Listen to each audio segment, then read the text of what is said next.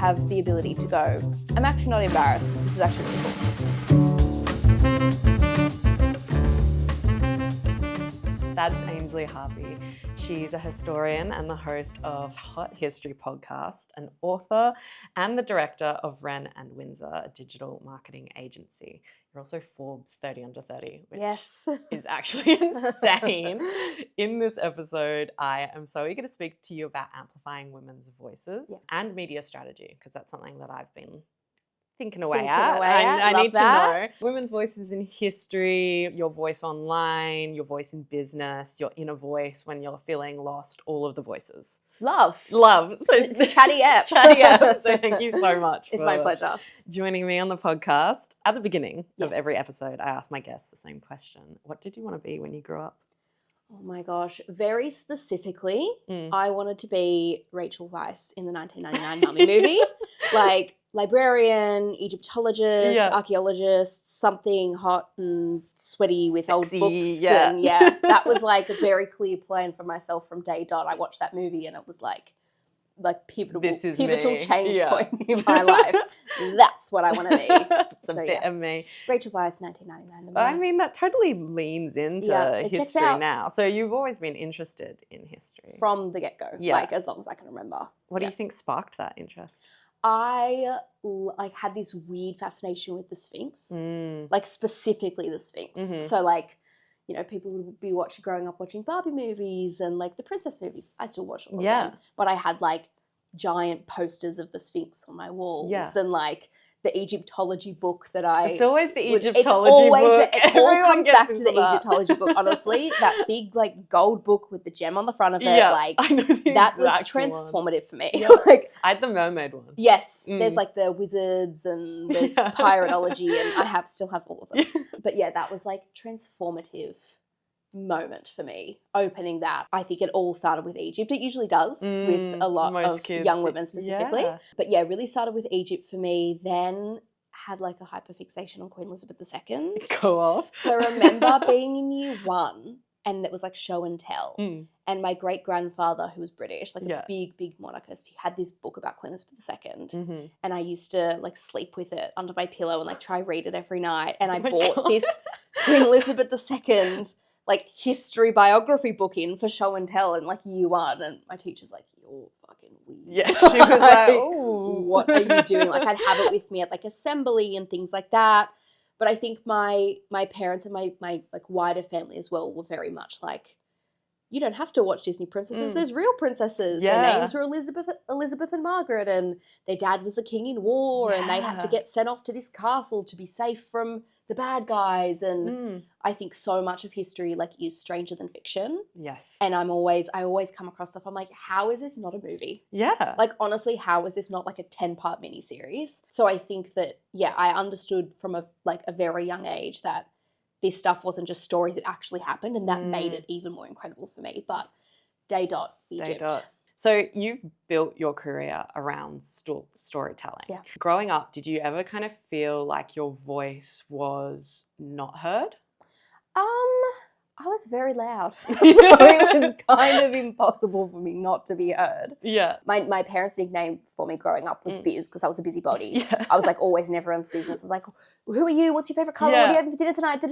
So like I was always very like out there, which is so funny now. I'm like the opposite. Yeah. I was like such an extroverted kid, and now I'm like definitely introverted. But I think I always felt encouraged to, you know, share my point of view, share my thoughts, share my opinions. My parents from a very young age were always like, you order your own stuff, and you know, if you've got a problem, you've got to raise it. If you've got questions, you have to ask them. I remember also being in primary school, like in year 2 or something like that, and writing my first book. Oh.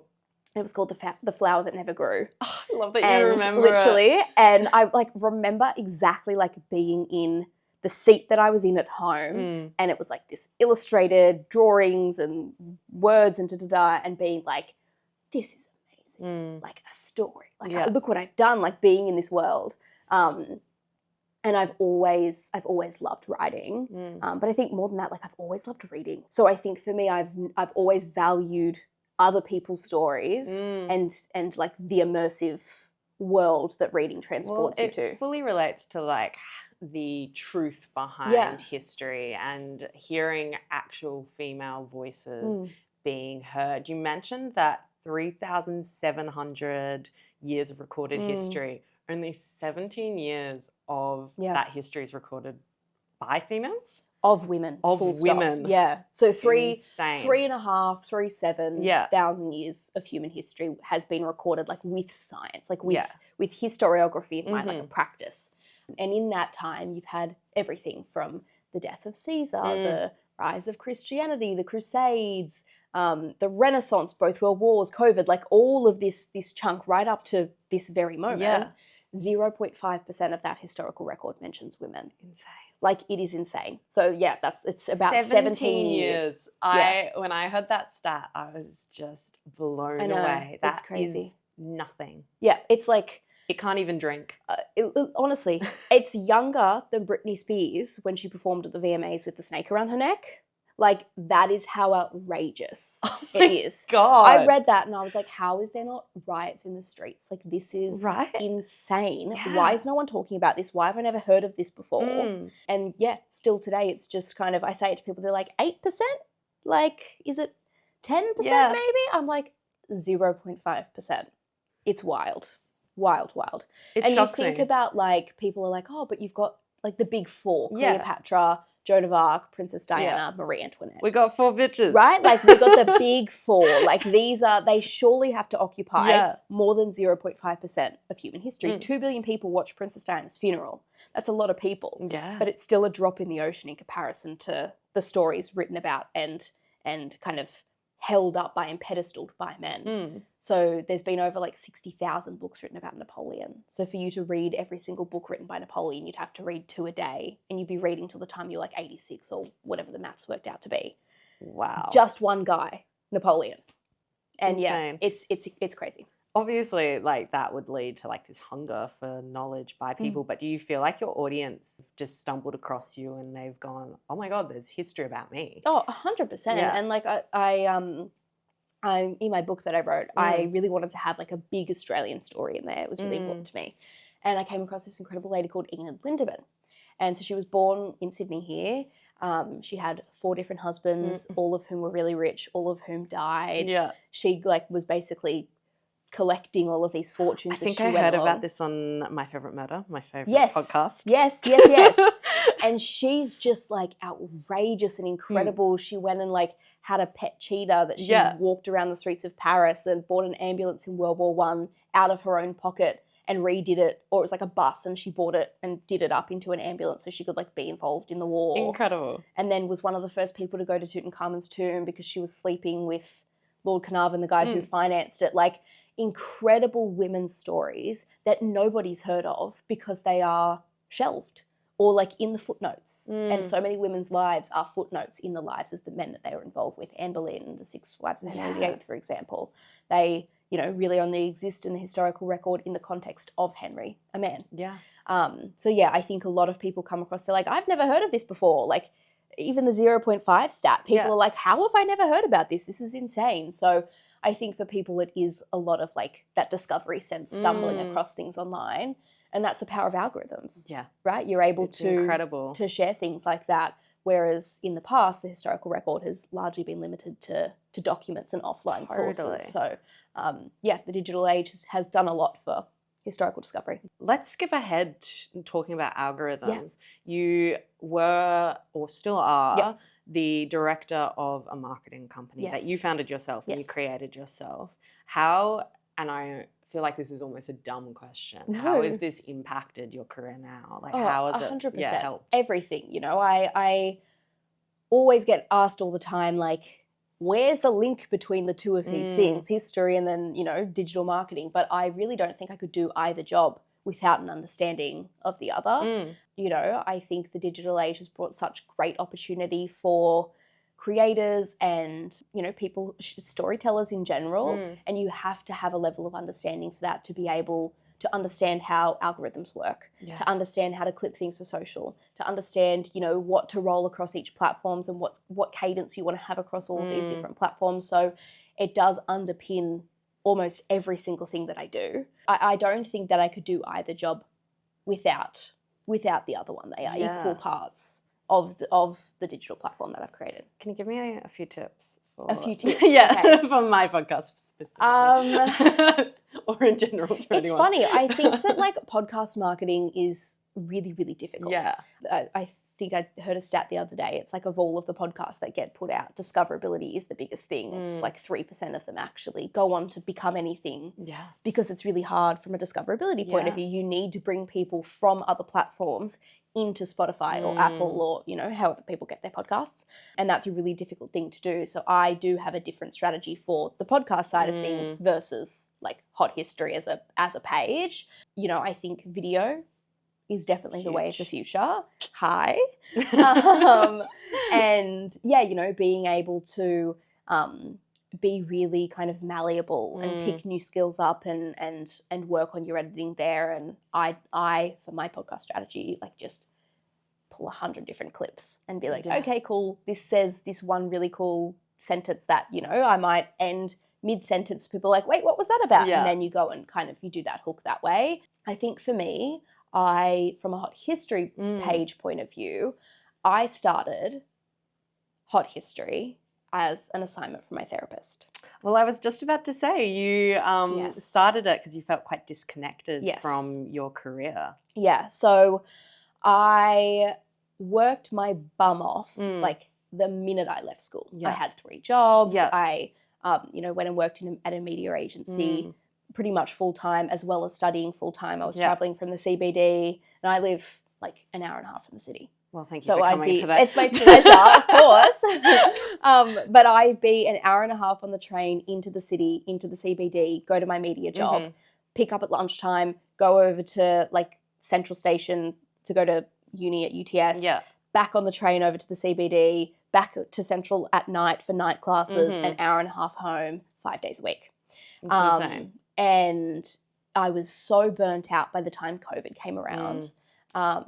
And I just was like, I was clinically depressed. Yeah. And I said to my mum, if I could just watch history documentaries all day, like that was my like golden nugget of the day. I'd sit there in the kitchen, cutting up my salad with some like Nazi documentary or like, you know, Pablo Escobar's Hidden Gold or like whatever it is, have that playing as I chop up my cucumber and be like, this is bliss. And I remember saying to her, if I could just watch these documentaries all day, like I'd be happy forever. Yeah. And she was like, well, why don't you make them? And I was like, Mum, please. Do I look like David Attenborough? Like that's super macro. Yeah. And then I had ended up seeing this therapist and she's like, what do you do for fun in the day? And I was like, ma'am, absolutely doesn't exist. I chop my salad. Like, yeah, I chop my salad and I watch my history documentaries. She's like, oh, so you like history? I was like, I love it, always have, you know, studied it. And she was like, well, I think you should do something with that. And then, my mum said about the documentaries and I was like, well, that's macro. But TikTok felt really micro. Yeah. So I wasn't a part of the TikTok like COVID era. Yeah. I was like very late to the game. Like doing the there was no renegading. No renegading.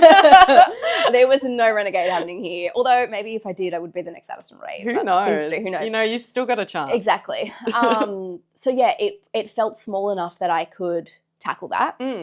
And yeah, just started Hot History, literally posting things that interested me. And I think the fundamental thing that I've discovered from a digital strategy point of view and from an audience point of view is you need to make what you're interested in, not what you think they're interested in. Right. And that was like a key learning that I had specifically with starting the podcast. Yeah. I was like, okay, what do other people want to hear? Totally. Not versus what interested me. Yeah. And I wasn't happy with the original format that I had for the podcast and it just kind of sat there and I wasn't, it was good. Didn't feel right. It wasn't you. Exactly. None of it was great. I wasn't proud of anything that I'd really put out, but I just put it out because I was like, that's what people do. Totally. And I think that's why strategy is so important and really coming back to like your central core. What is it that fascinates you? Yeah. Why did you start this thing? How can you like tap back into that interest? So yeah, I think for me now it's very much like what fascinates me, what do I want to see, what am I missing, what am I craving? I think history specifically has always been like the History Channel. You know, I grew up, my dad loved history. still does. I grew up with like the History Channel in the background and like Vietnam documentaries and artillery fire in my house. Like it's so macho and alpha. It's like, it's wild. And I think now to have a space, particularly for young women online, you need to like continue to tap back into that core and have strategy around that. Absolutely. So that would be my advice for you, is just like stick to what you find interesting. Be me. Be you, and like always pull on that like central chord. Yeah. Like the format that comes out in can constantly change, and look at your analytics, see what does best. Keep doing that. Oh, it freaks me out. I know, it is a lot. Mentioning your audience is majority women. Yeah. What does it do to a person, but kind of more specifically women, to grow up rarely seeing themselves depicted in history? Yeah, I think, you know, it's an adage as old as time. You need to see to be. Absolutely. Or be to see, or whatever it is. And I think that it is such a huge shame that majority of the women we have in history are like scandalous women. Yeah. You know, they were included in the historical record because they broke the rules or because they pissed men off enough that they had to write it down. Yeah. It's those women, it's queens, it's rich people. Those are the three key kind of groups of women that are included in the historical record. Yeah. You don't hear about single mothers. Yeah. You don't hear about, you know, orphan girls who have gone and start businesses. You don't hear about a lot of the stories of everyday normal people and normal women.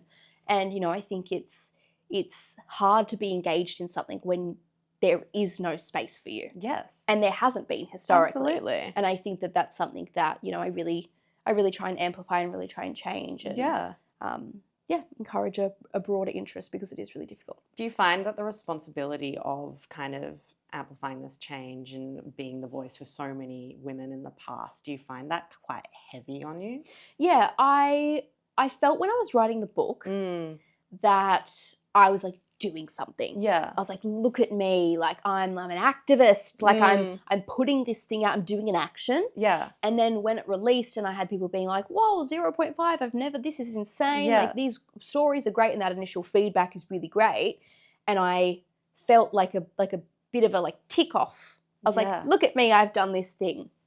And then in relaunching the pod this year, going through the history charts in Australia, top 50 podcasts, 3 of them have women. Yeah. I mean, it just doesn't surprise me. And 3 of them are by women or have just focused on women? 3 of them are delivered by women, like solo women. Yeah. There's a couple where it's like a woman and a man will deliver it together, but the majority of them are delivered by men. And then you look at like podcasts on the cultural pop culture side, and like the vast majority is women. However, pop culture is so tied with history. I find that quite interesting that in a way it hasn't necessarily been interlinked. And I think that's delivery, right? Like, and I think it's intimately linked to women's stories. Yes. And men don't do that. No. It's the whole like women gossip, because that is like how we connect. Yeah. 100%. And yeah, so I think that writing the book, I was like, okay, big green tick, like I've done a thing, like look at me go. And then to see like in the right now, as in today's analytics, right this very second in those history charts, to see 3 female podcasts in the top 50 history podcasts in Australia, I was like, this is fucked. Yeah. Like, it's done jack shit. Not that I expected it to be life-changing, but you know what I mean? Like, internally, I was like, oh, I've like reconciled this a little bit more. Like, I feel like I've made a bit of progress towards being less pissed that this is the reality of the world. And then it 100% is the reality. Can you talk more about kind of this disappointment in trying so hard to do something, but then not necessarily seeing the impact? I think it's in 2 ways, right? It's like I was saying with writing the book and chatting about this 0.5% figure. While you're in it, there's this sense of like active activism. Yeah. Right, I'm doing something, I'm moving towards something, I'm actually like making a difference. And then it's when you've put that out in the world and stop, and it's like, okay, nothing's different. Yeah. All right, shit. Like, and again, not that I expected it to be life-changing, but it is this sense of disappointment where you're like, oh, you have that I've just spent like 3.5 months dedicating every second of my life to talking about this thing. I really hoped it would make a difference. And then on the podcast side of things, which is far more relevant than books these days. I love books, Yeah. but that podcasting and digital visual media is really where the world is going. For it to not even be reflected in the modern day, let alone 3,000 years ago, like it beats you down a lot. It's disheartening. Yeah, 100%. And also as a woman, I got to number 2 on the charts in Australia. Yeah. But the rest is history. Will always be number 1. Which love those kings. Love Tom and Dom. I'm such a rest is history stan. But it is disheartening to kind of be this is a behemoth. And they do talk about women's stories, but there's most likely never going to be a space at number 1 for a female, and to highlight females' voices in that. But we keep pushing. I don't like that you say that there's most likely never going to be a space. Oh, it's pretty hectic. Really? It's pretty hectic, yeah. God, it's so disheartening. It really is, yeah. But we keep pushing. Yeah, 100%. You have to, you can't be what you can't see. So you've got to keep dig deep. Yeah. Is there a particular woman in history that you feel like an emotional connection to? Oh my God, so many. Honestly, writing the book, I felt so emotional. Yeah. So I'd written the Empress Sissi chapter just before I left for a brand trip with Austria Tourism. So Empress Sissi was one of the last Austrian empresses. Yeah. She was incredible. And I was basically following her life when I was there. So I didn't go to the town she was born, and I didn't go to the place that she died, but I went to the chapel that she got married in. I was in her bedroom that she spent the night after her wedding in. Wow. I went to her private apartments. I got to try on some of her jewelry. Yeah. Got to see her shoes and her writing and her medical boxes, and go where she went on vacation. And then I went to see her tomb. And put some flowers on her tomb in this imperial vault, and just sobbed. Yeah. It was so emotional to spend so much time in these women's lives. Yeah. And I think one of the dangers that comes with history as well is that you spend time in their heads, or what you assume their heads to be. And there's so much misconception and deliberate changing of the historical record when it comes to women's mental health in particular. Yes. And so it's very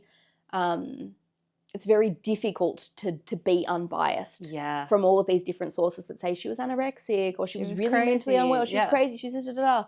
And you have to put a lot of distance between going, well, that's what you said. Yes. But what was she actually? But then you're doing the same thing and trying to get into her head. Absolutely. So it can be dangerous. But all of the women that I wrote about in the book, I have such overwhelming sympathy for Marie Antoinette in particular. I think she's so deeply, incredibly misunderstood. Yes. Famous for 4 words, let them eat cake. Yeah. Never said them. Yeah, I knew this. Never said them. Yeah. In fact, they weren't that actually... That is such the perfect representation. Literally. Of just it's insane. Yeah. They weren't even ascribed to her until 50 years after she was dead in one of the subsequent revolutions. So she's been dead for 50 years, and then people are like, oh, did you hear Marie Antoinette said this? Isn't it just the perfect example of the hubris of these shoving this cake down her throat? We should never have royalty again because did you hear that she said this? Isn't it perfect? Yeah. It's because it's too perfect. She never said it. So I do have a deep connection to them. But the Sissi one was very much I just finished that chapter and then got on a plane. Yeah. And then experienced these kind of key moments. It's incredible. Through her life. I was speaking to Gladys Sly in a previous episode, and we love her. And she was mentioning that the best journalism and good journalism is through empathy. Yeah. I feel like it's this what we were just talking about, but this beauty of stepping into someone's shoes, and I guess also stepping into the audience's shoes and being the voice for both the past and the present. Yeah. Do you feel like you suffer from self-doubt telling these stories? All the time. Yeah. All the time. The bigger they are, the more I'm I should not be talking about this. Whether that's someone like Cleopatra, where I'm she's so famous. And there's other people that have spoken about it. 100%. Yeah. And I think it's the thing with all history, right? It's up for grabs. Everyone's spoken about it forever. The more ancient you get, the more people have spoken about it. So there's more of this comparison to what other people have to say. And if my point of view is different, I'm oh, but that really important person said this, so I should follow suit. And I think it takes a lot of courage, particularly in the world of history, to say I actually don't agree. Yeah. or that's actually not my point of view. I did an episode a little while ago about why we're obsessed with the Nazis. Yeah. And I was so stressed about putting this out. And understandably. Listening back to it, I'm like, that is the worst episode because I made about 1 million caveats so I didn't offend anyone. Well, speaking about this, you said in relation to getting like bad messages under your videos, you said, I'm not responsible for other people's thoughts and opinions. All I can do is control my output and how I react. Yeah. I mean, that obviously applies to social media as well, but how long did that take you to genuinely kind of believe that within yourself? Oh, I'm still trying. Like, honestly, it's something I wake up every single day. My husband, God bless him, is very much like, just don't listen to it. Yeah. It's like, okay. Who cares? You don't even know these people. I'm like, all right, you try waking up with like 20 to 30 death threats every morning. Oh my God, death threats. Or like you try waking up every morning to people being like, this is why women shouldn't be in academia. I literally can't listen to your voice another second. You're so fucking annoying. And he's like, but you don't know these people. Like, who cares? I'm like, yeah, but you try it. Yeah, you started TikTok, motherfucker. And like, until you know what it's like to wake up every morning knowing that and like have this kind of sense of like, oh, here we go again. Which, you know, I'm a nobody. Like, I think about it all the time, like Abby Chatfield. What does she wake up to every morning? Like, I cannot comprehend like how like Teflon coated your skin needs to be. And I mean, she speaks about it a lot too. Oh, 100%. And I have such empathy for her. And I think that she's such an incredible activist to keep going. So many people will be like, fuck this. Yeah. This is so hard. This is so consuming. But she continues to do it. And I don't think I could handle it. Honestly, neither could I. Yeah. And like I have, like I said, like a drop in the ocean. Yeah. Like she's incredible. Do you hope to get that big? I hope to share as many stories as possible. And I admire how brave she is in the way she shares her opinion. And it's something that's like taken me probably 2 or 3 years to actually start sharing what I thought. Yeah. I kind of reflected at the beginning of this year on a lot of the content I'd put out and I was like, I just share facts, which is the job of historians, right? To go, this is exactly what happened. But I didn't really ever share my opinion on anything. Do you feel like gaining this audience has made you more self-assured or a bit more self-critical? I think self-critical, but after I've put it out, I go, well, that is actually what I believe. Yeah. So what am I scared of? I'm scared of people not agreeing with me, which, like, guess what? That's the way of the world. Yeah. And, you know, there is more nuance to it. The way of the world today is people sending you death threats if they don't agree. And, you know, you look at the rate of political assassination and political violence and you know, all of those factors. But, yeah, I think it's made me, people like Abby, Hannah Ferguson, you know, all the other incredible women that I study, and I go, I need to be brave. Yeah. And, you know, I can share what I think, and I have an audience who are keen to hear what I think and hear my perspective on things, which is why I think podcasting is so great, because it's a longer form. Yeah. And you have the actual time to deep something and explain something and not just have, you know, a 30-second clippable social media clip where people are like, but you left out that. Yeah.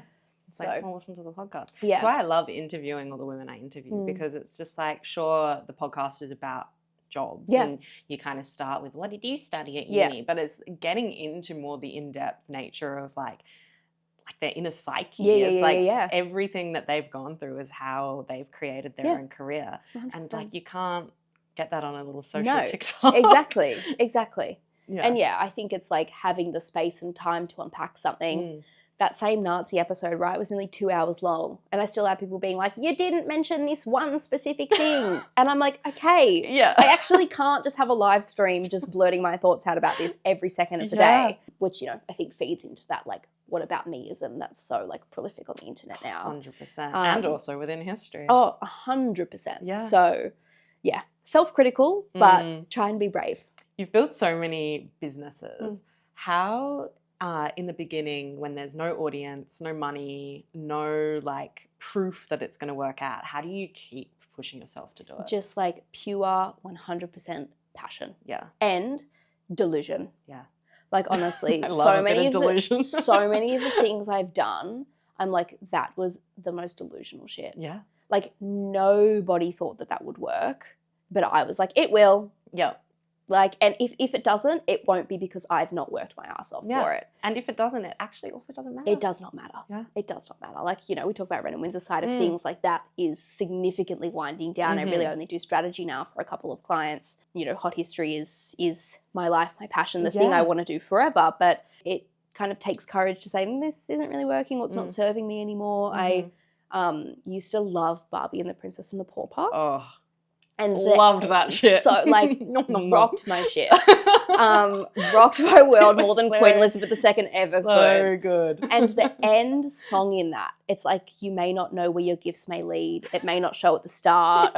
Yes. You're always free to begin again. I'm there with you, Ainsley. Like, it's like, I still listen to it now if I'm like feeling down, like, fuck, this isn't working. Yeah. Like, we're not making enough money this month. And I'm like, I need to just go back to doing ads. Yeah. And I put that song on. I'm like, you're always free to begin again. You're always free to believe. Like, let's go. Like, rock my shit.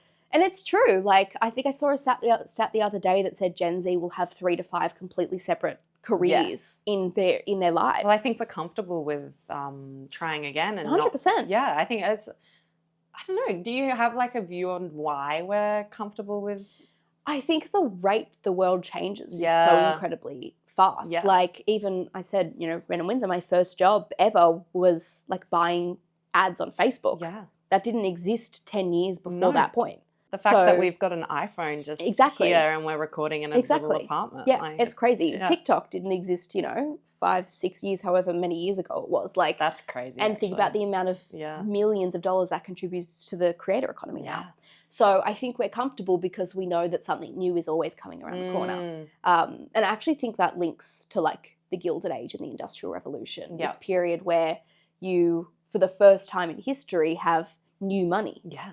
You have these men who are normal, everyday family men, usually from out west somewhere, who've come to the east and bought a boat, and then from that boat bought a ferry, and then from that ferry bought a railroad, and from that railroad bought the world, So, I think like that's something over the last kind of 200 years that we have become, as a race, humanity has become a lot more comfortable with change and taking risks because of the opportunities afforded with the Industrial Revolution, technology. So interesting. Today, just like how we'll look back at this moment now and see such a pivotal time. 100%. Like, I think we're in like a second Gilded Age almost. I feel that. Like, the majority of society are kind of struggling to get by, and you have these 5, 6 robber barons at the top of the world who Bezos, Zuckerberg, Gates, these robber barons of technology who we rely on far more than we did the robber barons of the Gilded Age. So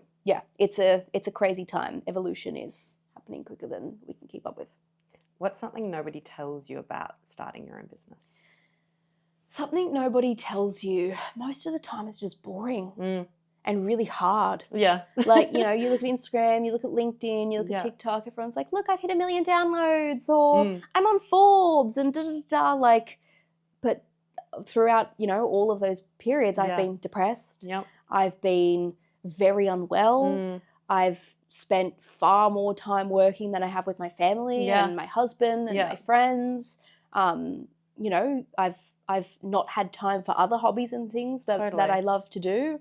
So most of the time it's just boring and hard work. Yeah. Well, I really relate to that element of mental health kind of dictating, I guess, how you move through your career and like balancing that with your career. I feel like because we both work kind of for ourselves, we do have that element of freedom with it and we are able to balance it. But I think for a lot of people, like struggling with mental health, career takes the backbone. Oh, 100%. Yeah. 100%. And it has to, right? Like, you have to take care of yourself. And I think that that's something that business owners don't sometimes have the luxury to do.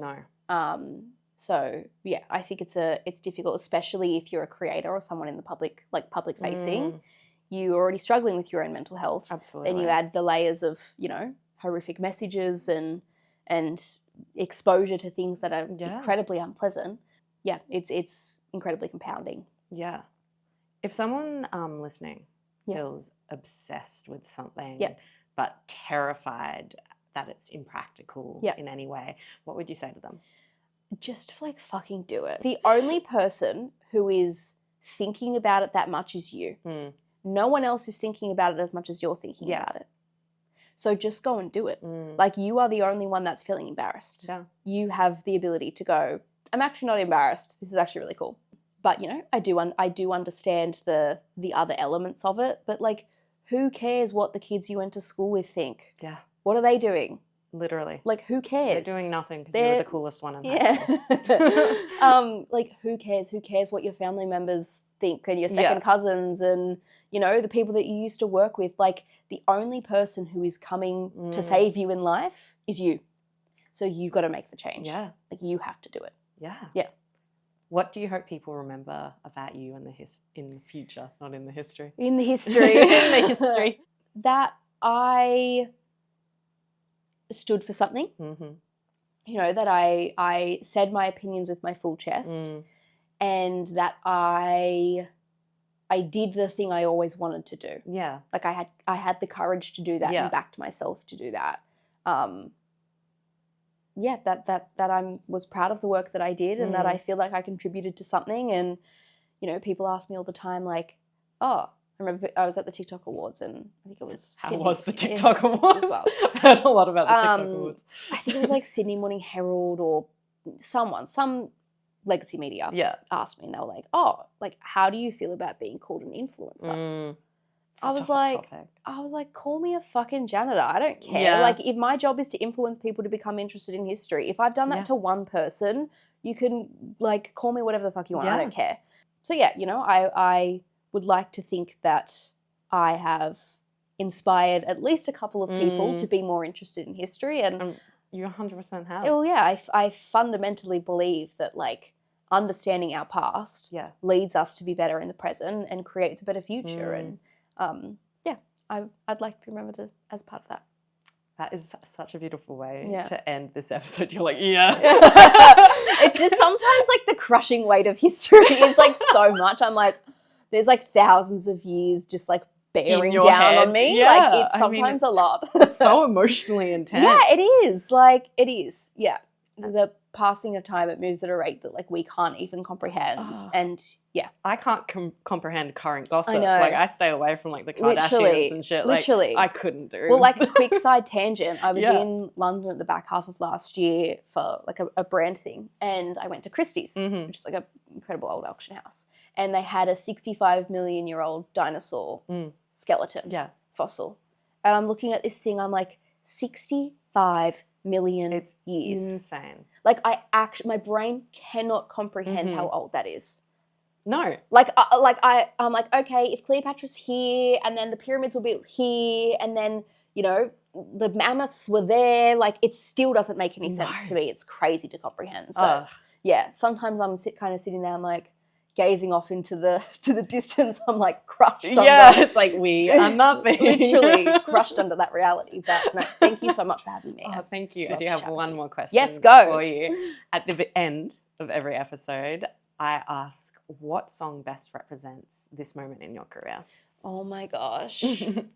That Barbie Princess and the Pauper song, honestly, that Barbie Princess and the Pauper song. I actually don't even know the name of the song. I just know it as the end song. I'll put it somewhere. You have to put it somewhere. Please have it be my outro music. Again, I think it takes so much courage to, like, go and do things and change your direction and follow what it is that you're actually interested in. You know, it is this most, like, intimate, innate part of yourself that you're then sharing with the world. So, you're always free to begin again. I love that. And, love. Thank you so much for speaking with me. It was so nice to finally meet you as well. Bye.